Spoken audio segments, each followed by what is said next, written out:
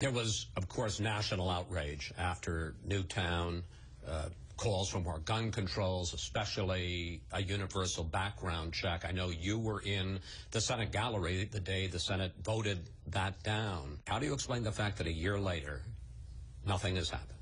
It was extremely hard to watch these members of Congress come in and vote no on something so sensible.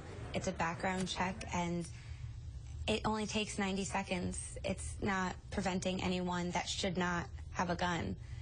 It was hard for that to happen and to see it happen, but like President Barack Obama told me and Vice President Biden, that no one ever thought slavery would be abolished. No one ever thought women would have rights. And I believe that we will have sensible gun laws in the future.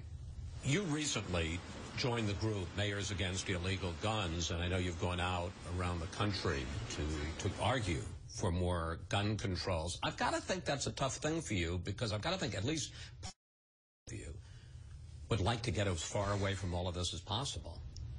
It is hard. There's definitely days where I don't want to do this. I don't want to speak on camera. I don't want to talk in front of a group of people, but my sister can't do that.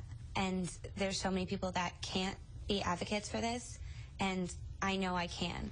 As we mark this first anniversary and think back to the horrible events of that day, what would you like us to remember about Vicki, about how she lived and how she died?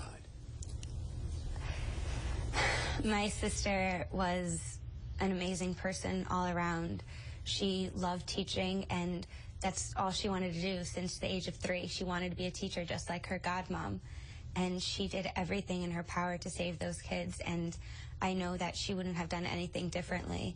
It's sad that I will never be able to have a conversation with my sister, but at the same time, I am so thankful that she was able to save so many of her kids that were in her classroom that day. It's hard, but I am so proud to say I'm Victoria Soto's little sister.